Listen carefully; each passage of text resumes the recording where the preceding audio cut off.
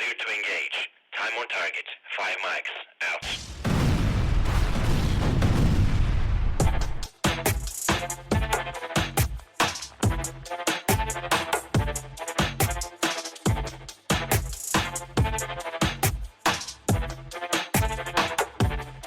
But at least he's outside this time. Reagan, do we have a babysitter today, or what's going on?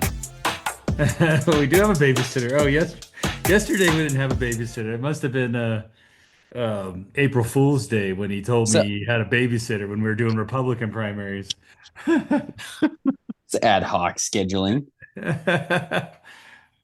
We're not professionals. We don't know how Today to we get to this. do Democrat primaries. I've been looking forward to this day because, there's really not many Democrat primaries in the There's world. a few that matter, though. And I think a lot of times it's so funny because they're just invisible to us and a lot of our Republican listeners because you don't get mailers for them. You might see a brief news article, but even those are not always, shockingly, they're not always 100% accurate. And don't give you all the information. And sometimes, you have to go get information. And so we have Jake Weigler here from Praxis, a political consulting firm, and he's going to walk us through. He's a Democrat consultant, so he doesn't have lots of Republican clients like we do. In fact, you probably have 0 Republican clients would be my guess. On the issue side, I work with everybody, but yeah, on the candidate side. There you go. That's it. I don't do any issues consulting. That's what I should get into. I bet that's where some of the money is. Sometimes. Yeah, right. Depends on it which depends. issue you're working on, right? The right issue. I remember, do you guys, you probably remember Bill Post. I remember I worked opposite him. Sent out a mailer and it was like, is working with known Democratic operative Jake Weigler. And I was like, well, at least I'm known. Like, that's something.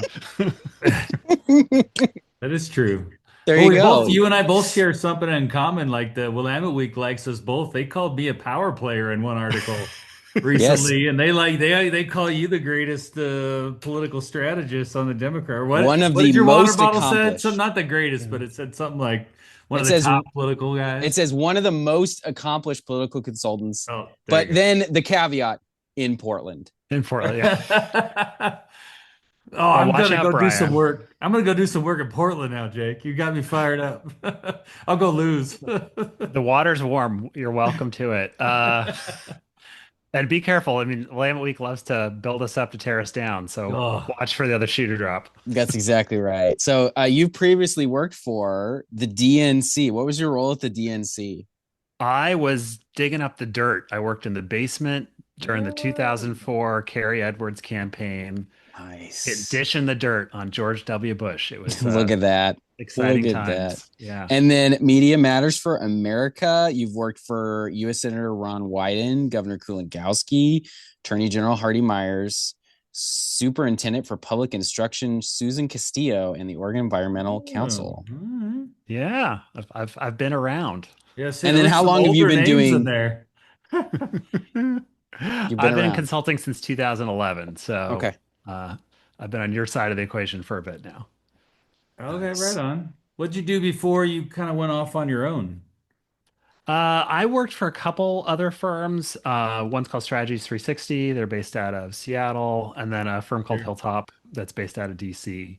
Oh yeah. Okay. So yeah, it was just, eventually I was like looking at my clients. I was like, all these are clients I generated. Why don't I go out and start this on my own? And had a great partner, Megan, and this is year 6. So far, so good. That's fantastic. Oh, wow. Yeah, that's awesome, man. Well, I want to jump right into it. If you're one of the few else. Democrats, Reagan, that pay taxes, by the way. I just want to make sure he's in the private sector. So just kidding. Few jokes. Feel free to let him fly against us. We deserve yes. it. Okay. So important to note that I'm my guess is that, and no one should attribute anything Bryan and I say to Jake because he's a Democrat. He may have totally different opinions. He may have more nuance as Bryan and I did try to be very careful not to be too mean to people we like. Yesterday in our last episode, Jake may have the same. So we may have very strong opinions about some of these Democratic candidates that Jake doesn't share. So I just want to put that up front. You didn't ask me to say that, but I'm saying that because I think it matters. So yeah, I love them all equally. They're all my favorites. They're like my children. And do you do in terms of, so are you able to tell us what other candidates you have that aren't, because we're going through a bunch of legislative, but it sounds like maybe you have very few in these competitive primaries. What other kinds of candidates are you consulting for? Like, do you have a niche, or is it just people who you click with? Like, what's the rest of your portfolio kind of look like? It's Oregon is such a small state. So much of our work is referral. Yeah. So we're doing a couple of county commission races in Clatsop County, doing the chair's race in Washington County. We're doing a judicial race in Clackamas County. It's a little bit of everything. And I kind of love that, right? You work with different parts of the state, different stakeholders, and Yeah. excited. We'll talk about the race we're involved in the legislature, but honestly, it's all these other races that are a lot of fun. So you don't have a ton of legislative clients, is what I'm hearing. You've got a few key ones, and Yeah, we've done more and less. I think we've probably worked with 8 to 10 members in their campaigns. The only one is Janine Solomon this cycle. yeah. And some of our incumbents, like High Fam, was going to have a primary challenger, and he's not. The Okay. truth is, as you guys may know, the caucus committees in Oregon have kind of their set vendors, and Mm-hmm. we're not them. So we end up working in primaries, but not a lot of general elections. Okay, that's interesting. I think I think Republicans have attempted that model before. I've heard many times that they've made that attempt, but there's no central power structure. Even with the caucus leaders, you think you have a central power structure and you kind of don't. You have some, but not enough to, I think, implement the type of thing that you're talking about. But I do imagine in the majority, it is a lot easier to do that. So I'm sorry to hear that you're on the wrong end of that. So if Bryan and I can change that, please let us know. I don't think we can, but if you can get in there, that'd be great. Thanks. that's great. Yeah, all right, so let's. Well, I heard Bowman's coming over to Central Oregon. I think next week or the week after. So when he comes over, I think we're supposed to have dinner with him or something. So Nice. I'll be like, "Hey, listen, you need some new fresh blood in there." Yeah, I'm always curious about how the caucus dynamics work and how they work with consultants, and I know how Republicans do it, but I also know how some other states do it. And it's really odd because some states really just have like a hands off and they just give you like, here's a list of 20, like go interview them and pick who you want. Some are very specific on here's the only three you can use or what have you. So I've learned that everybody's pretty different. It seems to be all over the place. So. Yeah, I think our Democratic caucus here are very hands-on. They have a model. They'll have staff. They will be supervising the races. The consultants actually play a much more limited role in terms of kind of media strategy, but a lot of it's actually being run by caucus staff. And it works well for accountability, right? Because there's like a full-time staffer overseeing your race. Sure. It's not always the most flexible, which I sometimes hear feedback about. Mhm. Yeah. Yeah, because if you go against Melissa Unger, then you're screwed. So, I mean, that's sorry, No, I joke. Yeah. Example of a joke. SEIU's beat me in some races. I beat them in some races. Have you? Okay, It's good. always fun to talk about. Yeah. Yeah, the head-to-head, that's what's fun about primaries. Well, not so much fun, but kind of fun is when you're fighting underneath your own tent. It does make it kind of interesting because you are fighting under, like we have the big governor's primary right now, right? So all of us are, I'm not doing a governor's race, thank God, because I mean they're duking it out underneath the tent now, pretty dramatically, which is kind of fun to watch as a seer, but it's a little hard when you get into the details of it. If you're in that fight, it can get a little personal, as they say. Yeah, there's some feelings afterwards that don't go Yeah, away, there right? sure is. All right, Reagan. Sorry, I digress. Go for it. You're Like, fine. let's start. So we got to start, I think, with maybe the most important Senate race in the entire state, both for the primary and the general, because I think so Republicans already have their candidate in this race. It's Brad Hicks. He's a former chamber CEO. I would say he's done politics stuff. I do not remember his resume, but he's been a long time politically active in Southern Oregon. He's been sort of the guy that Republicans have wanted to run in this seat for a long time, and he's always said no. And now he is running. And Golden, originally it was supposed to be a matchup between Hicks and Golden. Golden is not running again. And so that opens up the Democratic side of the ledger. And you had 5 people file for this race. Jim Crary, and the only thing I know about him is he previously ran for Congress several times in CD2 because at that at that point, and it might still be the case. Actually, I haven't looked at a map recently, but Medford was part of CD2. I think it might still be. And then Christian Mendoza, maybe. And I don't know much about him, but the candidates I've heard the most about: Denise Krause, Tonya Morrow, and Kevin Stein. So Denise Krause does healthcare consulting. Tonya Morrow is an attorney, and she's previously run for the seat when Doc Bates passed away. There was a special election for that seat, if I remember correctly, and she ran and was narrowly defeated by Alan DeBoer in this race. And then DeBoer chose not to seek re-election. That's how Jeff Golden got in. And then Kevin Stein, who's a Medford City councilor and previously worked in Golden's office in this last legislative short session. So, Jake, what do you know about the Southern Oregon Senate race? What's the situation in Southern Oregon? It's always a fun one down there. And I think it's also interesting because going back to what we were just talking about, that's one where there's kind of a local political scene in the Rogue Valley. And then there's kind of the statewide stakeholders that are like, well, we know what's best here. And there's always been a little bit of attention, even when, Jeff first won that primary, he was not the chosen candidate of the establishment. He kind of ran an insurgent left-wing campaign and a big ground game and won. And so I think you're gonna see a little bit of a reprise that. I mean, Tonya is kind of like the local yokel, Jeff supporting her. You may remember there was a lot of controversy in that race because the Democrats came in and started running negative campaign in 2016 against her opponent. And she actually was like, take this down. I don't want to run. I'd rather lose than run that kind of campaign. And then she lost. So I think that will be interesting when we get to the November race to see that. So I think, my sense is a lot of the statewide folks are much more focused on Krause.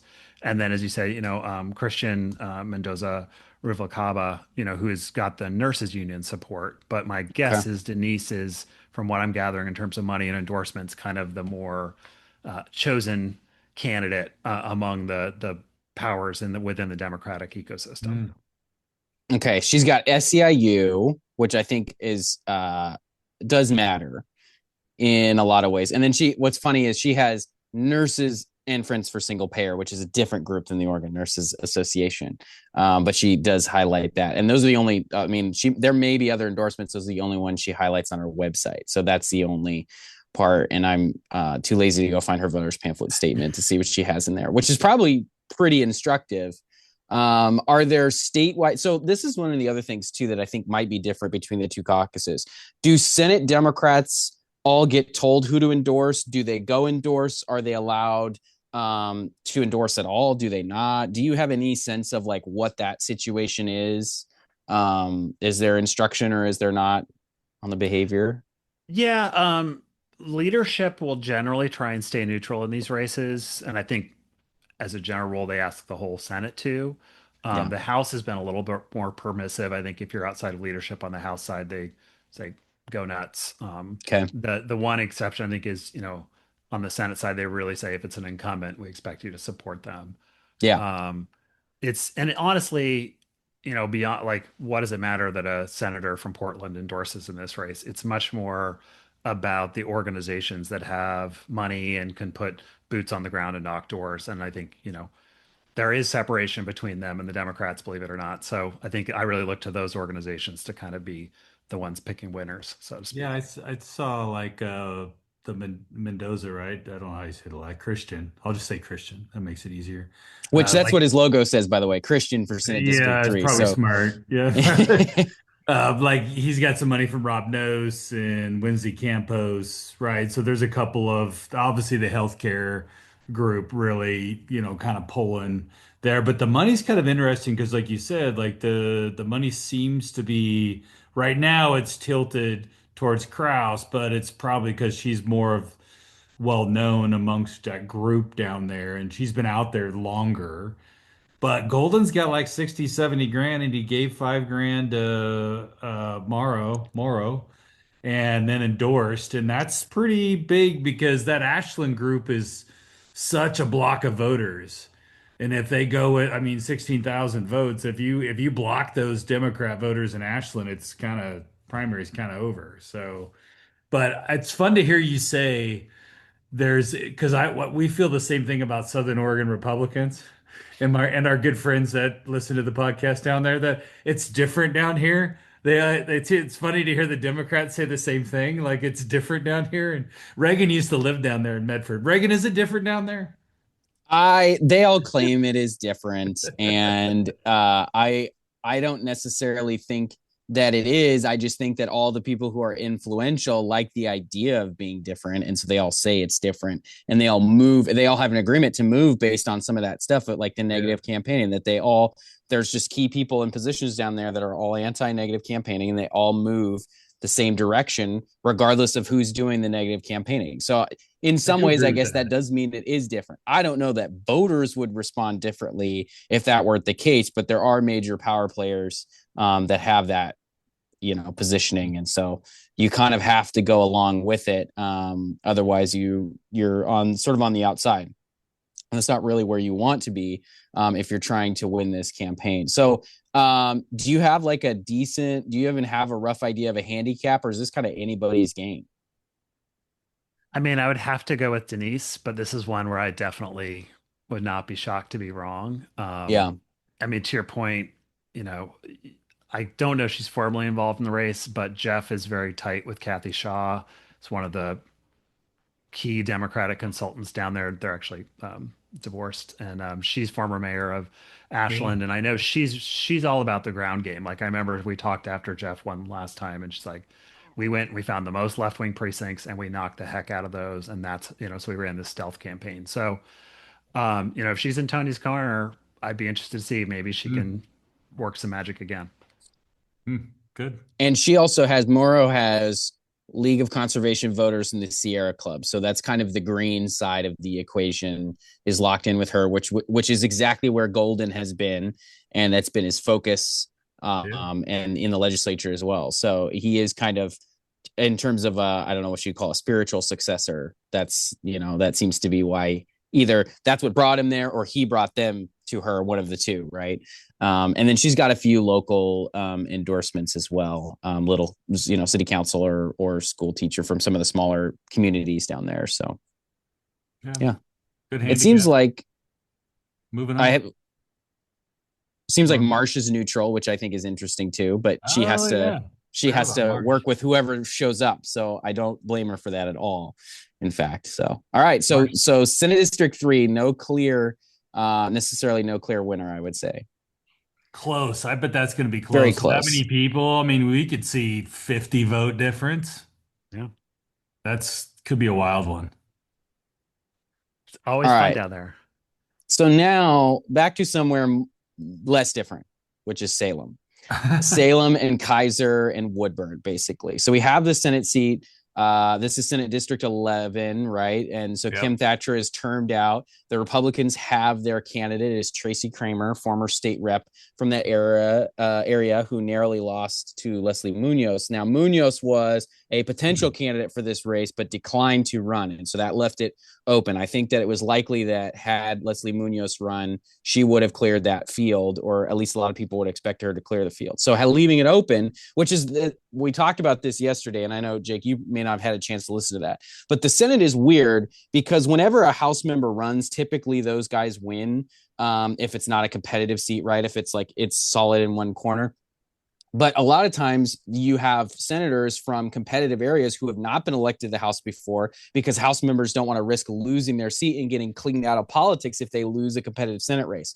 So that's why you have a situation where you've got a lot of these senators that do not come from the House, because you can have that situation where maybe Munoz is needed to hold that seat in 22 that's considered competitive or whatever the case may be. And so this is one of those cases. So we have Teresa Alonso Leon, who I think is the former state representative from House District 22, and then a former Salem City Councilor, Virginia Stapleton.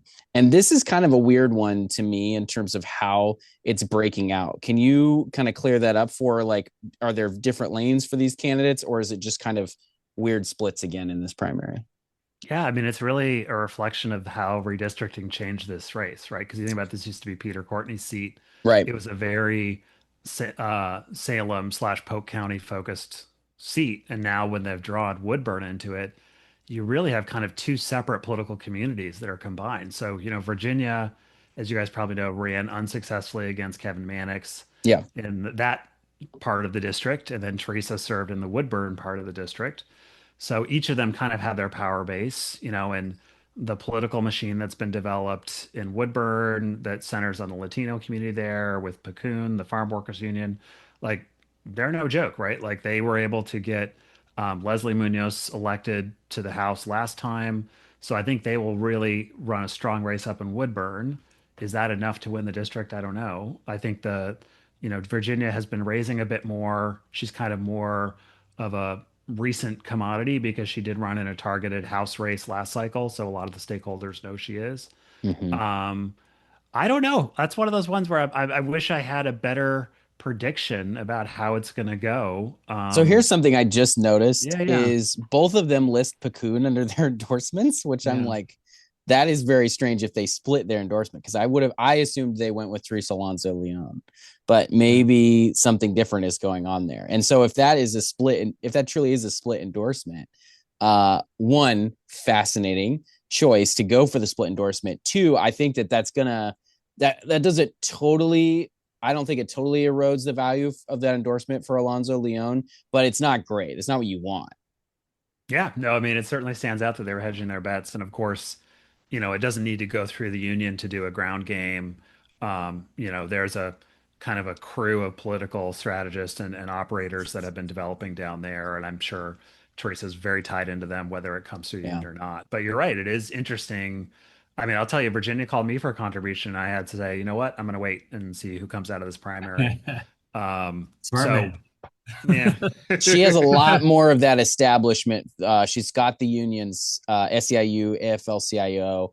I think that matters, but it only matters because like there's the endorsement, but then there's effort. And if this is not one where they're necessarily looking to put in effort, then that's not as valuable to them. I mean, do you? I don't have a good understanding, and I would guess some portion of our listeners don't have a good understanding of what a union endorsement means, and are there levels to it, and what do they do automatically for you versus what do you have to push them to do? Do you have a sense on a little bit of that you can share with us and give us an idea of what that can look like?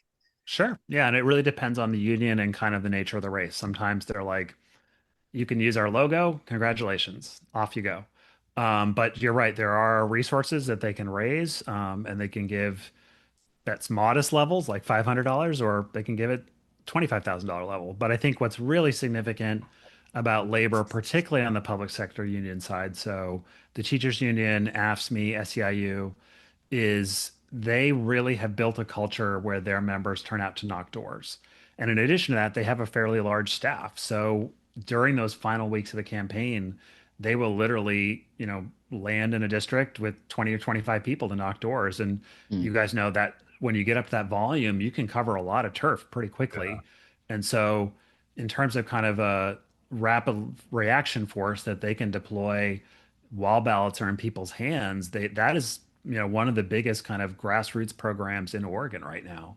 I think on my side in the Democratic strategist, the interesting thing for us, and I know we'll talk more about this, is there are so many different races, some primaries that we're kind of wondering, like, where is labor going to focus their energies this cycle? Because it isn't just like they have like this or one or two other target races that they're focused on. There's a lot of different ways they could be spreading their energy around. So I think that's a big question for this cycle.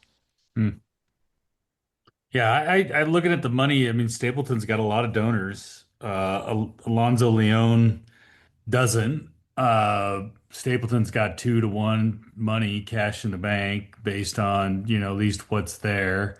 I do. The one thing I'll say about this district, the reason why is I think Stapleton's a little more likable than TAL. I think she did horrible in the congressional race. I mean, flat out horrible in that primary. I mean, she just got whacked pretty hard by the our congressman now for in that race. So Salinas, just really kind of laid the wood to her, and I really hasn't seen Teresa like poke her head up.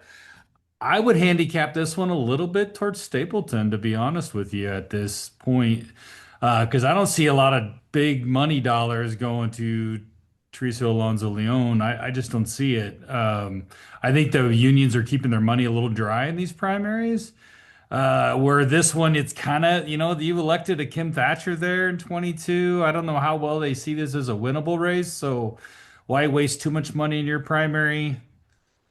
Kind of see what it looks like in September. Maybe they come back to it. So Stapleton's a better opponent, I think, for us on our standpoint, just because of her payroll tax vote she took and some of those things that make her, especially in an anti-tax environment, makes her a little bit more of a better target for us. So be interesting to see though. That one, I see 55-45 Stapleton. That's kind of my hand, but I'm not a Democrat guy, but I just looking at it from the outside, that's kind of how I see that one playing out.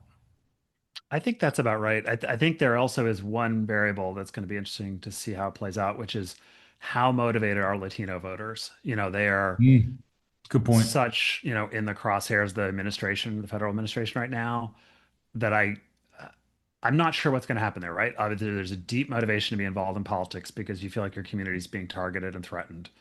But by the same token, you might be like, I don't want to cast a vote right now because I don't want to stick my head out, and Yeah. who knows what I'm going to encounter at the ballot box. So that turnout, I think, is going to be an important factor. But yes, I would agree. I think I would lean towards this being Stapleton's race more likely. All right. Senate District 15 now. So this is the Hillsborough, Greater Hillsborough area, right? And you've got this is the one situation I think that we have where we have a challenge of an incumbent. So you have Myrna Munoz, who Yeah. is the You're sister. Is it sister, Brian? Yeah. Of Leslie Munoz. And then Nellie Purcell, another candidate as well, who I do not know as much about. And then, of course, incumbent state senator Janine Solomon. Now, one of the things, and you could talk about this, Jake, obviously, because this is one that you're working on. That list of endorsements is massive. It's one of the longest lists of endorsements I've ever seen on a website. And it starts obviously with heavy hitters like Merkley and Wyden on the Democratic side. Pretty much every other statewide office holder, every other state senator, a bunch of state representatives, and then of course plenty of local folks to round it out. But that's a pretty impressive endorsement list for Solomon. Yeah. Well, and this is the one where I need to say that I am working with Senator Solomon. This is the only race I'll talk about that I've got a financial stake in, so to speak. Yeah. Yeah, I mean, Janine is a hard worker. She has always taken these races seriously. I think after the 2025 session, recognized that she might be a target, and so that she needed to get ready for the race. And I think you'll see that in the endorsements. Obviously, some of the actions she's taken in the legislature have turned off some constituencies and stakeholders to her, but you're right. She's gone out and really shown kind of her depth of support, particularly, I think, within the district, within Washington County.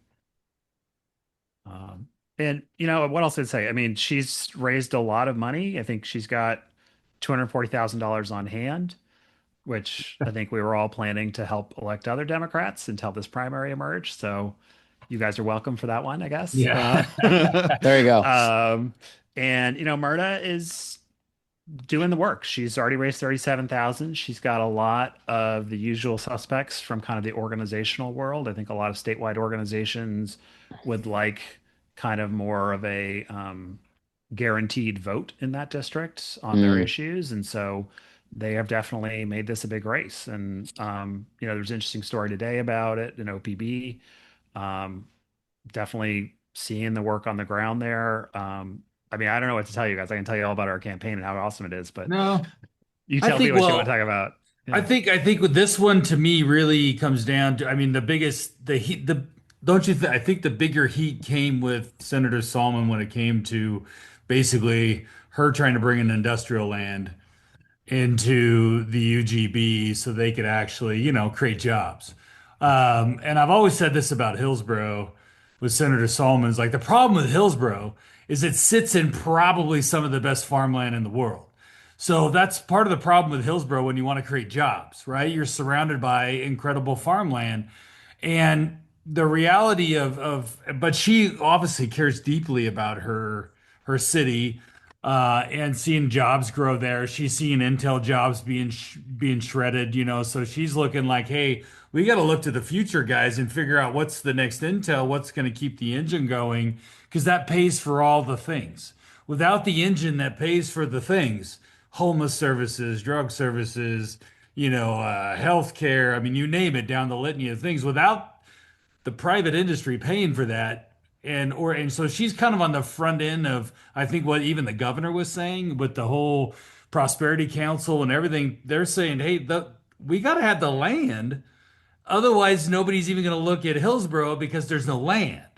So, and then she just got all of the blowback of, basically, I call them the banana people, right? Build absolutely nothing near anybody near at any time, or whatever that banana theory goes. But which is kind of that Thousand Friends, FAFO group and stuff that really is just in. And then I think there were some union votes that she got a little wonky with on a couple of those folks. And so you combine those two together.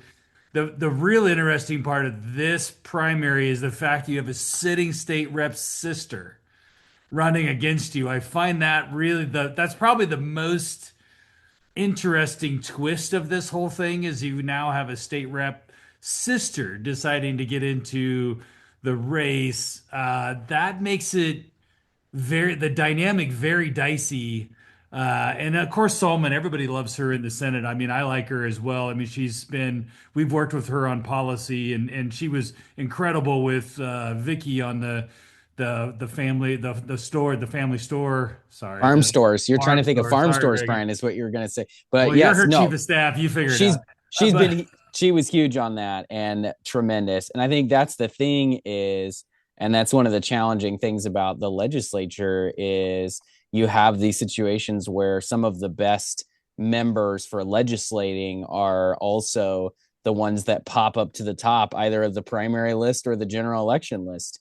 And that competitive nature of the seats, either in the primary or the general, is often what gets higher quality people in there. You find it's actually harder to get high quality people from these very like uneven districts, and it's the places where you get more independent minded thinkers where you can have some flexibility. And really what it is just creative thinking. I think there's a lot of people that think one way and are unwilling to think outside of whatever box they've created, and so the safety in the box, and so someone who's willing to check the box or sit in the box is preferred in a lot of ways. But scrolling through the endorsement list on Munoz is fascinating just to kind of see who's there and look at that, and people should go look in that and compare the two lists. I think that's interesting.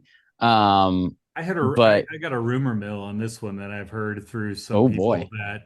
that the unions had a secret meeting, obviously not that secret because people leaked it, and they talked about Solomon in a way of like, to beat her, they knew they were going to have to spend hundreds of thousands of dollars, right? To try to beat Solomon. And so their thought was, is this sends a very stringent message to, I think Janine will win. I think she'll be fine. I think Democrats don't like to throw incumbents out. I think it's not normally a thing that happens very often. It happens more so on our side of it. But if you look at some of the recalls and some of the other things, it usually does pretty well for the incumbents. Uh, but I did hear that the unions had like a big get together with all the unions, and they realized it was going to cost them too much, and this would drain all of their resources that they couldn't use, in the general. And but they wanted to send a very strong message, so they were going to be endorsing, but not really putting much weight behind it. So I don't. Hmm. Have you heard anything like that, Jake? Am I sniffing up the tree somewhere in the right direction? Do you think, or do you not want I to answer? I was not invited to this meeting. Yeah, I I would can't figure think. out why. I Um, would. I that may would think. be. And I will say, just to maybe provide a little window into Democratic world right now, I think that there is a real tension happening at the grassroots level where people are looking at the national picture and what's happening at the federal level, and they're unsatisfied with what the Democrats are doing. Hmm. Yeah. And they want, more fighting, more punch the other side, no compromise, et cetera, et cetera. And so I think, particularly in the metro area, when we look at some of these different primary races, you've had some of those candidates kind of percolating up. And then it's a question for those kind of stakeholders like labor, like the environmental community to kind of say, like, are we gonna, like you say, are we gonna get behind this and really try and make a race of this, or are we gonna make it, let it serve as an example? So I think there's kind of two levels happening, which is you have a lot of, we have a bunch of races we aren't even talking about where some person jumped into the left of an incumbent just to make a point, and they aren't running a real campaign, but it was pretty noticeable to me how many of these different races drew like a primary challenger from further to the left, regardless of how good those legislators were. So I don't know. We'll find out. I keep saying like I've worked opposite these folks on some campaigns and been successful. I've also had them kick my ass a few times. So I'm more than happy to take it seriously until election day and then be like, oh, that was easier than we thought.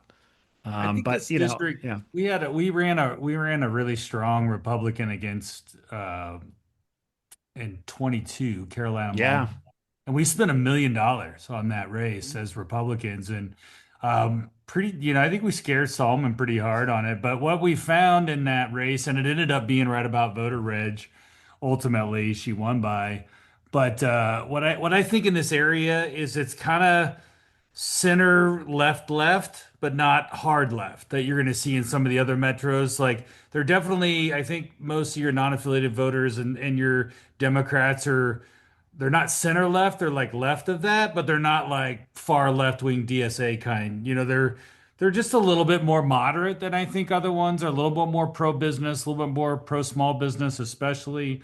Probably still hate the data centers and things like that. But it kind of depends on, is there enough money to kind of get to those people to really make them think that you should hate Solomon? And I don't see that. I hope not, because it would really be hard to lose somebody who I think is pragmatic as Solomon is in the Senate, who is also still pretty progressive. I mean, there's just a few things that she just kind of goes, "Hey, I kind of agree on this a little bit more so than I agree here," and yeah, it's I going to be an also interesting race. I also think that the land conversation in Oregon, and I'm just gonna do a quick aside here real quick because I keep thinking about this.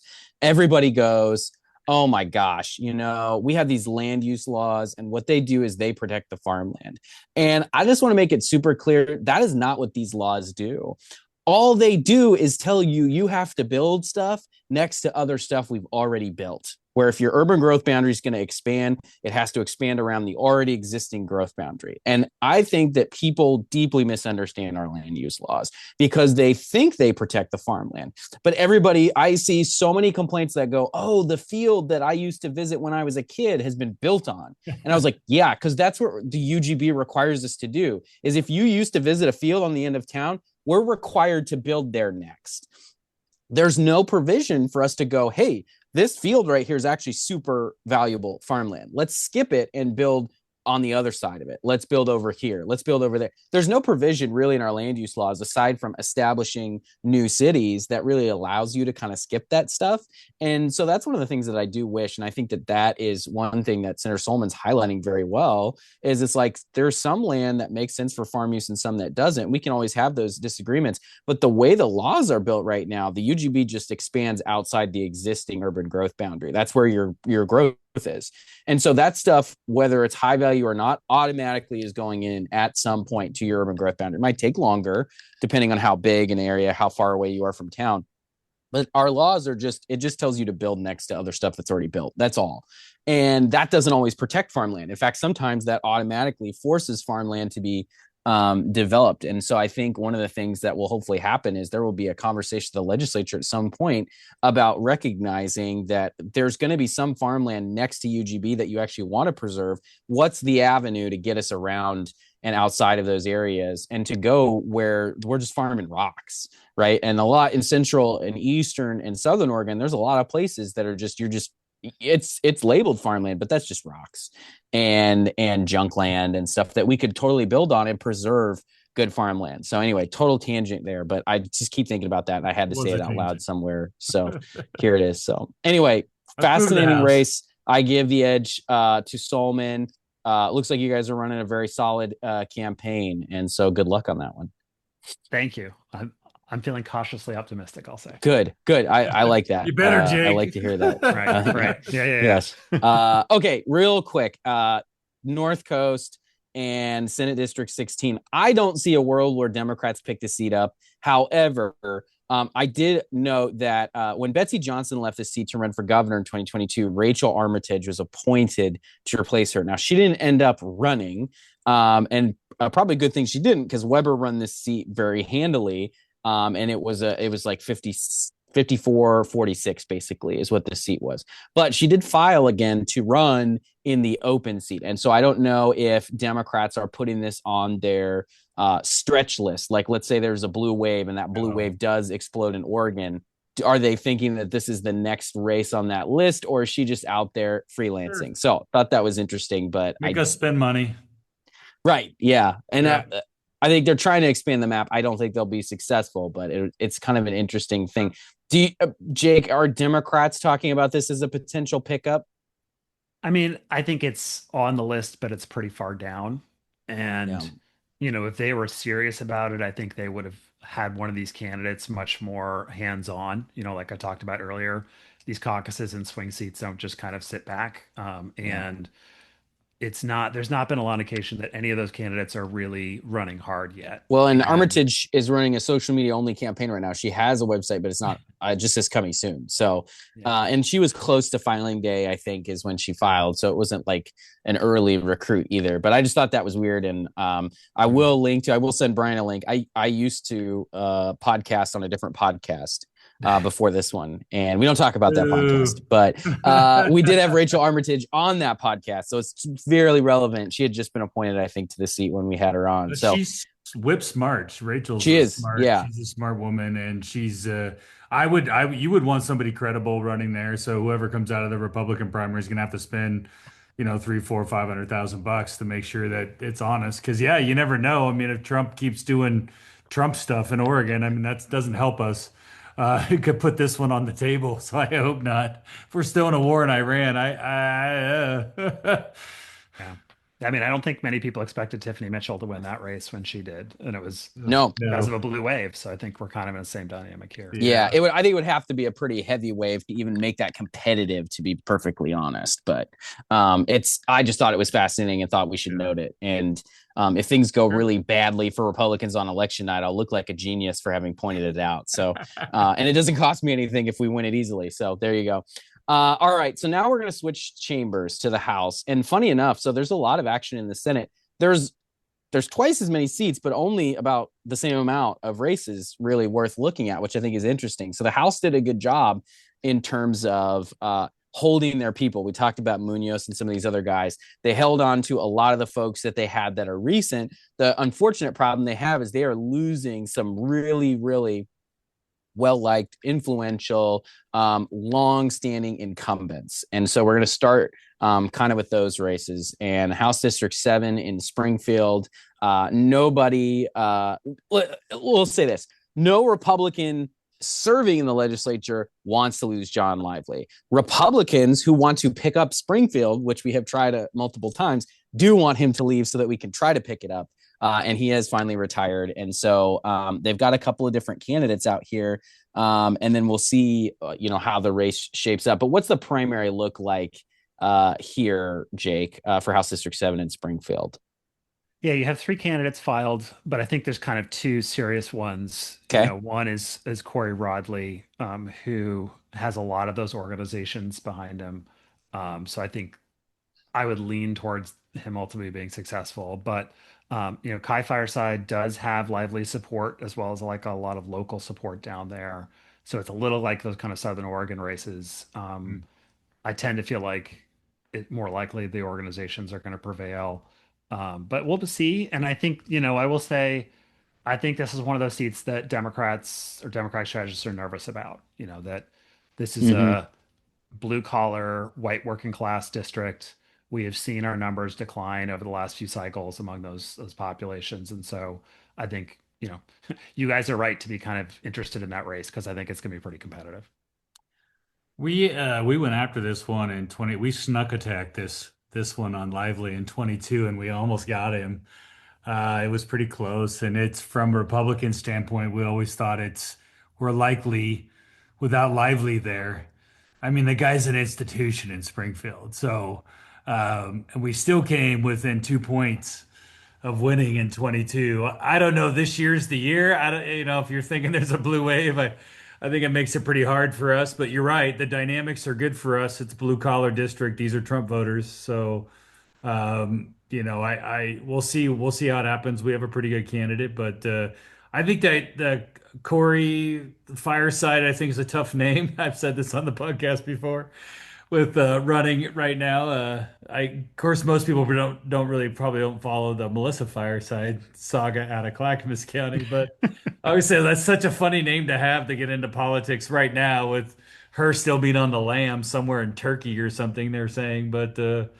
They both seem to have about the same amount of money. I think Lively's endorsement of used right should help Fireside, but that's going to be kind of a consultant game, I think, in this one. Who's got the better consultant who can position their candidate better in this primary? But I think you're right. Yeah, it's going to be close between those two. The other one doesn't even have a pack, so it doesn't matter. Yeah. We'll have you back on and talk about the general as we get into I think especially as we get past the summer, I think, and really kind of handicap these things because I won't be working on this race in the general. So it'd be fun for us to handicap them if we're not working on them from your standpoint. My Exactly. standpoint. Yeah. Yeah. We'll just We'll only do crap the on ones, other consultants, right? yeah, we'll only do the ones we're not working on, Reagan. So that way we can handicap those ones. There you go. Yeah. All right. Next one, House District 27. And this is what, Beaverton, right? Beaverton Cedar Mills, yeah. Yeah. Oh, so this one is the Ken Helm seat. So Ken Helm is retiring. Another blow to Democratic institutions in the legislature. Another person who was very helpful on farm stores and just a super smart guy all around. And this one to me looks like the biggest personification of the internal battle of the Democratic Party, if ever there was one. So you've got Tammy Carpenter, who interestingly on Orstar filings at least listed her occupation as none, which, if you're a Republican and you're talking about people who are part of the DSA, that sounds about right. Now she's wearing a lab coat, so I don't quite understand why she filed her work as none. Maybe she's not currently employed. I don't know. I don't know much about her. And then she is running again. So she's kind of like the DSA far left against Ashley Hartmeyer Prigg. And she is the one that I think is running with a lot more of the kind of, I wouldn't even say I would say traditional Democratic establishment. And she has a cool pink website and logo. She's got Ken Helm's endorsement. She's got some of the organizations, but I don't see the unions. So I'm looking for Tammy Carpenter. So it looks like Carpenter picked up some of the union folks along with DSA, but she has DSA listed first and then working family parties. What do you know about this race, Jake? And how's this one breaking out? This is the true ideological fight of this cycle. And Tammy is loud and proud DSA. She worked with them on the school board. You guys may have not followed, but there was a lot of controversy around teaching around Gaza and Israel. Oh, we covered that on the podcast. Yes, we are aware. So she's one of the personifications and drivers of a lot of that stuff. And she was really engaged with DSA in a way that was like, I'm going to make you guys a partner in this campaign from the ground floor. And I think that has served her well. They have knocked an incredible number of doors. They've been out there knocking doors before anyone was even thinking about it. And so she's had a really strong ground game. And then she's also, as you pointed out, been able to peel off a chunk of the establishment. I was wondering if a lot of those public unions are going to say, nope, this is a bridge too far. We're going to go with the more moderate candidate. And no, this has really turned into kind of a neat or tidy fight between kind of the more middle and the left. And Ashley is, she's not a Republican, she's not a conservative. She is an Emerge Oregon alumni, that kind of network of Democratic women. She's on city council, but it is turning into a barn burner out there. And I would have to lean towards Tammy in that race because of kind of what I talked about earlier with the frustration of Democratic voters and just how disciplined that campaign has been run. But I would not be shocked either way. Like there's a lot of smart minds on both sides of this race doing a lot of work. Interesting. Yeah, I So, know and zero. you've got inter-party, you've got inter-caucus cross endorsing as well. She's both candidates have senators and representatives. Ashley has more of the statewide. I feel like are much more careful in terms of where they go with their Yeah. endorsements. And I'm noticing a trend, and I didn't ask anybody about this, but I am suspecting that Secretary of State Tobias Reed is not making endorsements, and he's doing that intentionally because he runs elections. But I don't actually know that to be true. That's just my summation or my guess. But so Ashley, she's got Ken Helm obviously right at the top. She's got Salinas, White, and Dexter Hoyle. And then Rayfield, Steiner, even the Boley commissioner is there, and then a lot of the legislators. And then Carpenter has Confam, Farah, Leslie Munoz, Lamar Wise. This is basically, and this is the That interesting is a thing too. split, though. I mean, that's a Democrat. You can Yeah. kind of see. I can see the Red Sea being parted between those two types of people. And I So think I was tracking this at one point, but I sort of fell off. I think there's an effort to form a DSA caucus in the state house specifically. And I know for sure, at least, that Chaichi and Munoz were a part of that.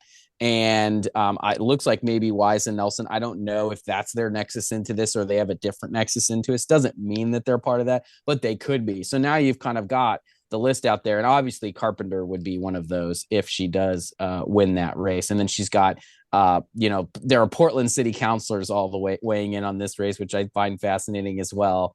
And I don't know if Mitch Green's a DSA guy. I think he is, but there's some interesting politics, some very fascinating politics here. And it's fascinating to see that fight bleed into some of these suburban communities. Yeah. I mean, Beaverton is feeling more like Portland every day. And I know Beaverton residents will hate that I said that, but in terms of their politics, it's really shifting. It's not the yeah, Beaverton that I grew up around, you know. Yep.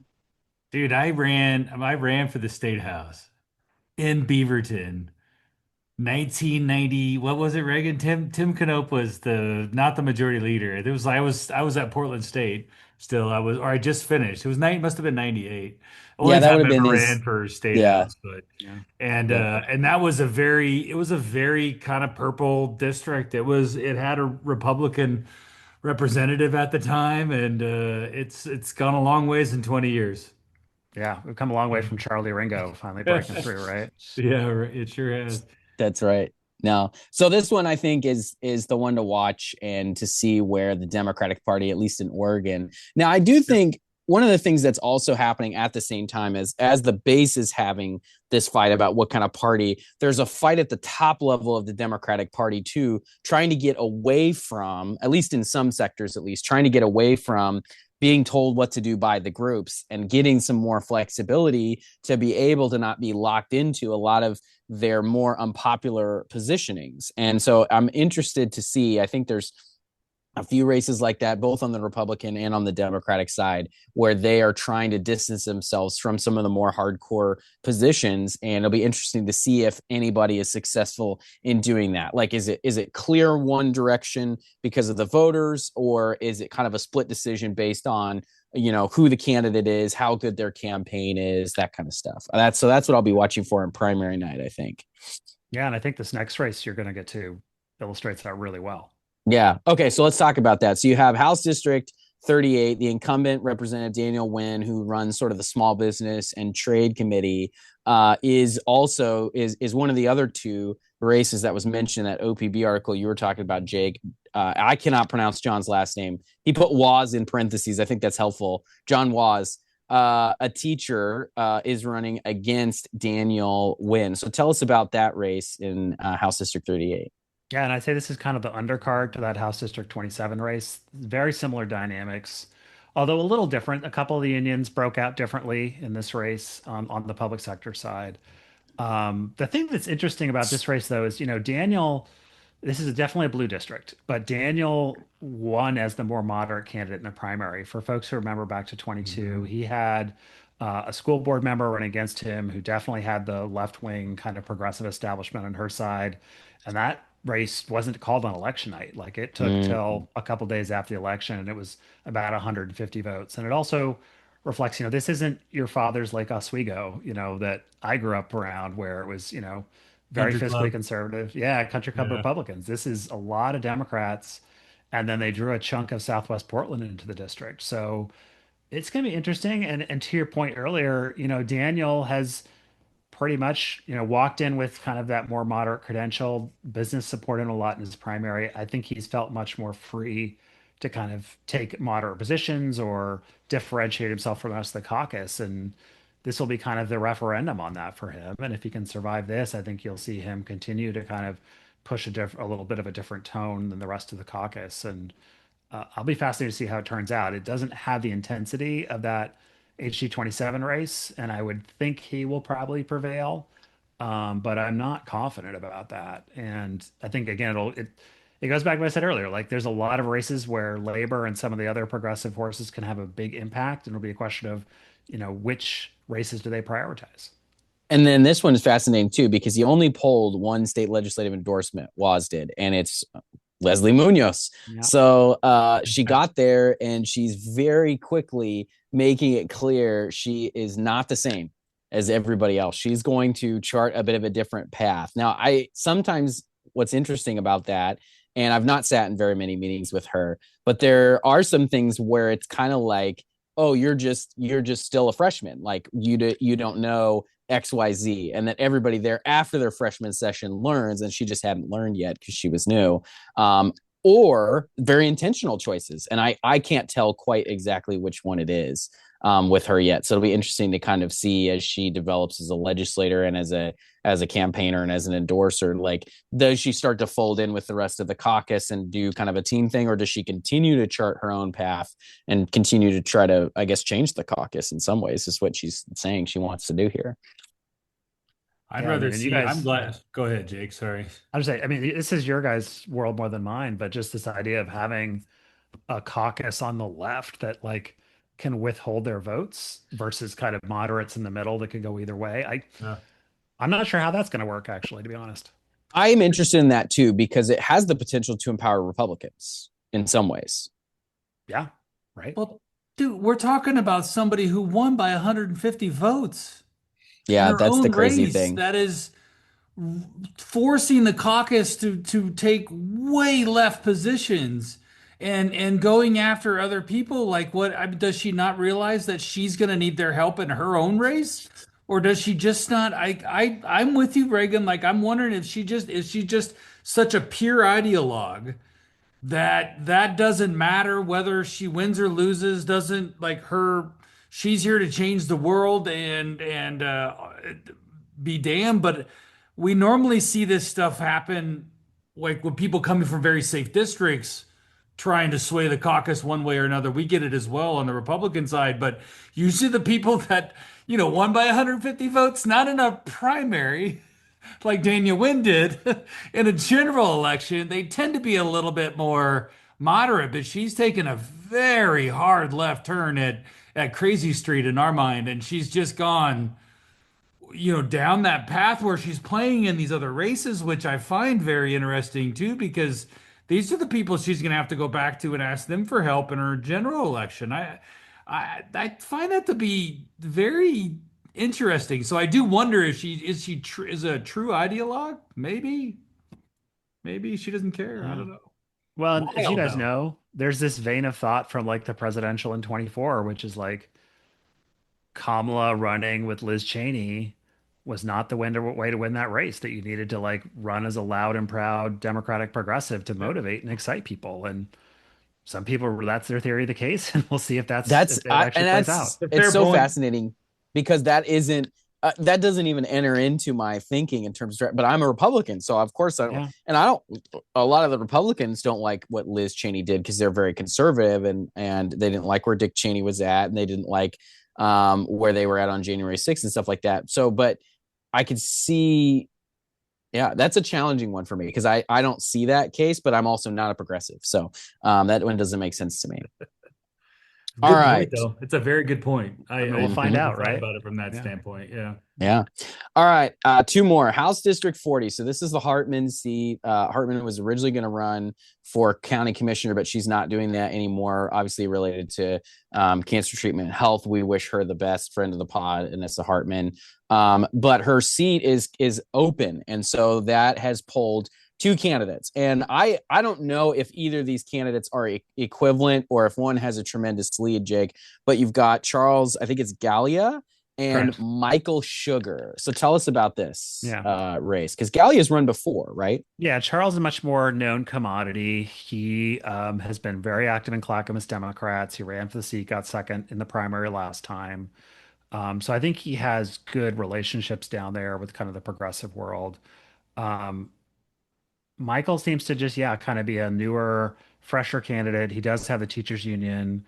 There's not a lot of money that's gone in the race yet, so I'll be interested. It's definitely been kind of like an under the radar race Hmm. where honestly, I was kind of waiting for a non-white guy to jump in the race because they tend to do well in these primaries. So I don't know. I would So true. suspect Charles will get it because he seems to be running a little more of a kind of a structured, organized campaign. But Michael might have the right credentials to kind of pull it out. Okay, and here's a random one too, just in terms of endorsements. And again, the nexus is not always the same. They might have been, they might have gone to the same school together, or again, they might have. So you have endorsements here, like you said, OEA. But then in terms of legislators, and it's kind of buried here. I need to talk to some of these candidates. I feel like about how they lay these pages out because it doesn't make sense to me. But I'm not also from their district, so I may be looking for different stuff. But he's Sugar's got April Dobson and Leslie Munoz. I mean, what a combination, first of all. And then former Representative Ed Lindquist, who I believe is a Republican. Am I wrong about that? I don't remember Lindquist, but it's not a familiar name to me from Clackamas County. I'm going to look it up right now. Maybe showing my age here. That's I mean, old we all school remember. there. Oh, okay. Lundquist, Democrat, right? a Democrat firefighter. I'm thinking of Lundquist. Excuse Yeah, me. Yeah. right. Lundquist. Goodness gracious. Yeah, we don't like him Anyway. here in Cook County. He was a I know. Republican that's basically a Democrat. So Yeah. There we go. That's must Good have been what I people. was Good thinking about. people. no. So anyway, a weird one, and you're right. Gallia's got a lot of he's got Mark Meek, which is the senator from the area. Obviously, you got former governor Kitzhaber, AFL-CIO, AFSCME. I don't see SEIU on either of these lists, which is weird. But maybe they chose not to get involved, or maybe I'm just missing it. Who knows? I'm searching the website. Oh, so Sugar picked up SEIU. I've talked to Leader Bowman about this one actually on filing day because I'm working with Adam Baker and Adam when Vicky was the House Republican leader in 22 and Adam only lost to Anessa by 180 votes in the general. And then he sat out in 24 and then with Anessa leaving, got back in the race. And I said, well, Adam, if you're going to get in the race, I'll get in the race with you. And then I was talking to Bowman about it and they just kind of said hands off on this one and see what happens. And let the best man. I was like, really? That's your guys' strategy, huh? I said, not even recruiting anybody. And he was very just like, well, he likes both of them and just said, we'll see what they do. But you're right, very nothing. 7,000, 8,000 bucks each. Kind of not. They show up for stuff. Like Adam tells me he sees them at the things, but there's not really a lot of activity here. And Mm. I'm kind of wondering if they're just trying to stay under the radar right now, maybe, or what the thought is. But it's a very tough district to raise local dollars from because Adam's having the same problem raising local money. It's a very odd district, Oregon City, Gladstone, pretty poor district. It doesn't have the rich side of Lake Oswego. It doesn't have the richer side of Happy Valley. It doesn't have the outer areas of Canby and stuff. So it really is kind of a tough district to kind of raise money in. So not to make excuses, but since Adam hasn't raised much either, I can maybe make that claim that that's kind of what it is. This is going to be a fun race in the general, regardless of who comes out of it. So Yeah. Well, and I'm not telling you guys anything you don't know, but Democrats, we have a little bit of a Clackamas problem, and not in terms of winning down there, but in terms of having an organized political culture. It's yeah, still pretty us too. decentralized, and yeah. Yeah, Us too. and that's one of the things I was looking at here too, because this is not. I mean, does East County, do they only do East County Multnomah stuff, or do they start to bleed into Clackamas at all? East County Rising. Yeah, because they're Multnomah, right? Or are they? Yeah, they're really Gresham based. Yeah. Okay. Yeah. I did try to start one in Clackamas County at one point, and that's funny. They're just not that motivated to do it. So, yeah. Yeah. That makes sense. No, all right. That's over there. We don't like that in Clackamas County. Yeah. Well, the last race does have some East County stuff in it, and East County Rising is getting involved. And that's my question, because there's a split. There's a lot of split in House District 52. This one, actually, I think I would credibly claim is potentially a three-way race at this point. So there's 4 candidates. I think the one that is the least relevant is Bernard Seeger. I've heard less about him, although he could potentially be a part of this, I guess. But I haven't seen anything that's significant from him in terms of endorsements or groups or anything on the money front. And then the 3 candidates that seem to be the most relevant here, the nominee last time in House District 52 that barely lost to Representative Helfrich is Nick Walden Poublon. And as we made clear, definitely not related to Greg Walden. Although I do think the Walden name is still costing him something and he shouldn't have it on his ballot, but maybe I could be wrong. But anyway, so he's running again. He's running a campaign that includes endorsements from Basic Rights Oregon, East County Rising, the Working Families Party, and AFSCME, and then some incumbent legislators, quite a few, in fact. I think sort of holdovers from last time would be my guess.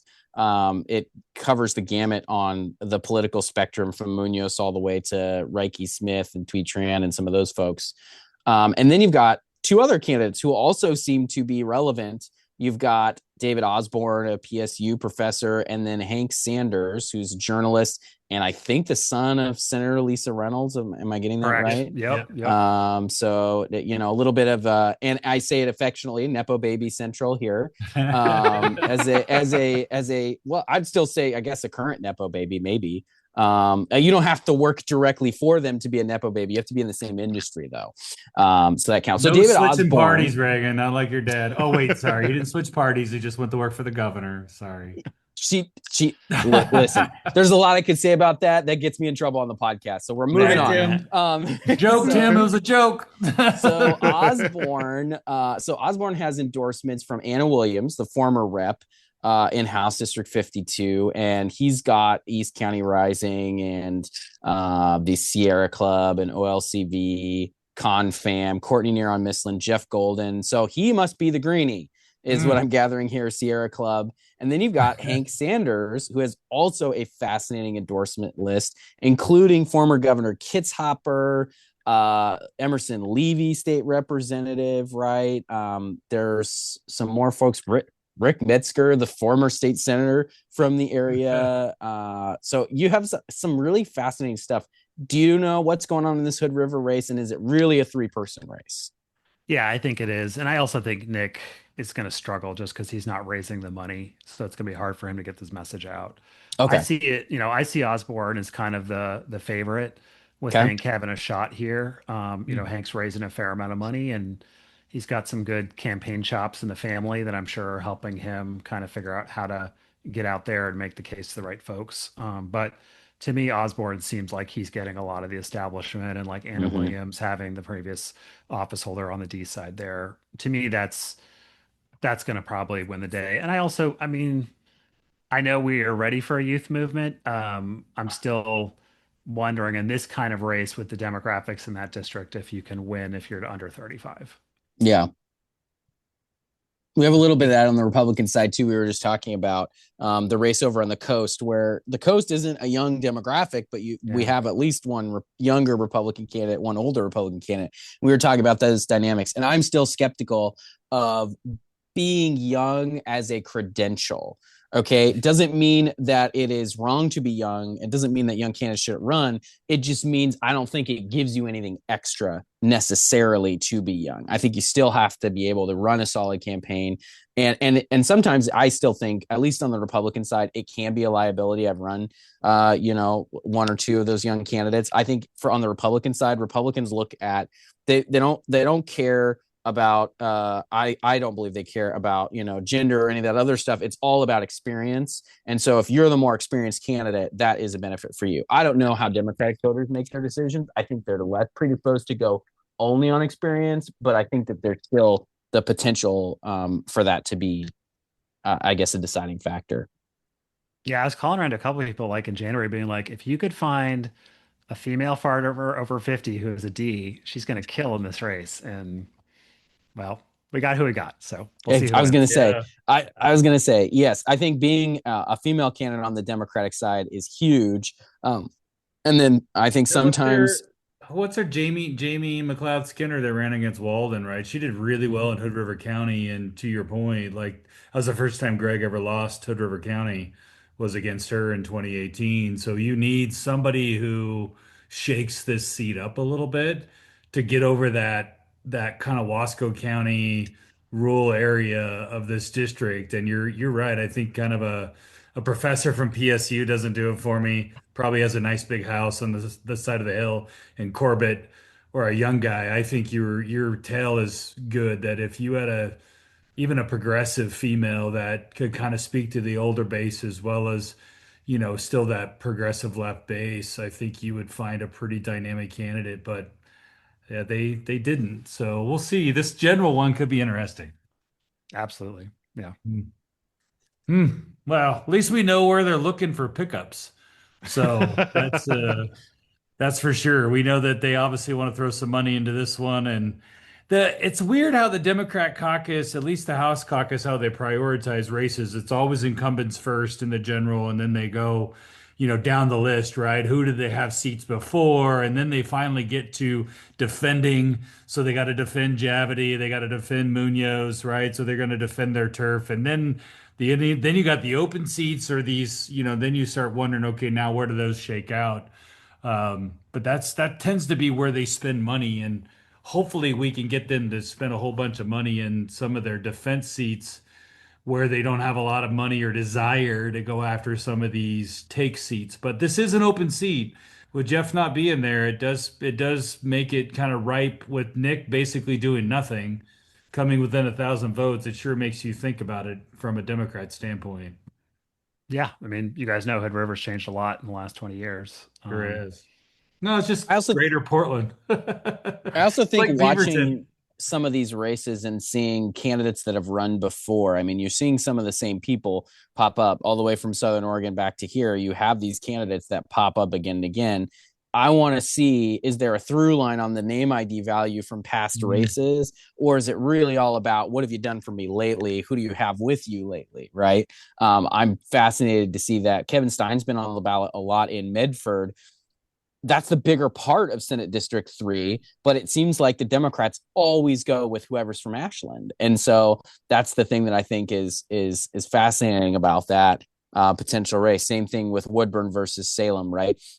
A lot of these fights, even though you see at the top, and we want to look for the ideological, and one of the things Bryan pointed out very well, and being good with geography actually can help, because a lot of times these are geographical fights too, not just partisan or not just intra-party fights. They are geographic fights too, and so it'll be interesting to see which candidates prevail on that front as well. So lots to look for on May 19th, which I believe is the primary election coming up quickly.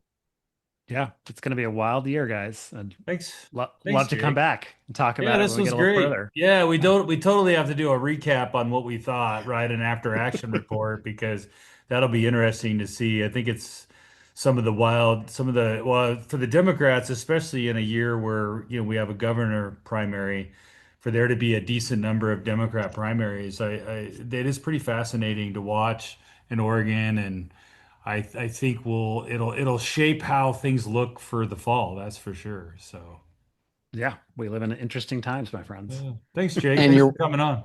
Yeah, thank you so much, Jake. And we didn't even make you cover the pencil that is running for Oregon governor, I think in the Democratic primary. So people should go read that because I think it's a little bit interesting. At least Capitol Chronicle has that, and I'll try to get that linked in the show notes. But there's some interesting stuff going on. Not a competitive race in the Democratic primary for governor, but statements being made nonetheless. So it'll be interesting to go. And then it'll be interesting to see, because there's always a few of these on election night of surprise, this was close and we didn't even think that was a race. And then some of these that are like, that was a beatdown and we thought that was a race. And I love to see those too, because sometimes the things that we think or suspect about different races turn out to be totally wrong.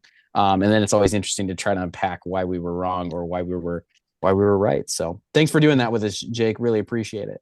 My pleasure. Democracy is awesome. Yeah, it's fun. Appreciate it. It is. It is. I look forward to going up head to head against a race with you sometime. All right. We'll find one. We'll orchestrate it. I do some commissioner races, so we'll have to find. I got a couple of Deschutes County ones that I'm doing and some of those other ones. So we'll find a legislative race. Jake, did you work for Solomon in 22? Because you guys have already done it then. We did. I didn't want to rub it in, but I will tell Bryan. I was working for the caucus. I was running the race. I know that was a Julie Parrish special. Julie Parrish all day long. But there was a moment in like later October where we were all like, "You should spend more. You should spend more." And Janine's like, "Nah, I'm good. I'm just going to give all my money to Mark Meek," and she was right. So yeah. Wow. I was like, "All right, respect." There you go. Look at that. Look at those instincts. Good political instincts. Yeah. Exactly. All right. Thank you so much, Jake, and appreciate you, Bryan, for running this thing and keeping us on task here. Thanks, guys. We only ran an hour and like 20 minutes. The tight hour 20. All right. Bye, guys. Right. See ya. See you, Jake.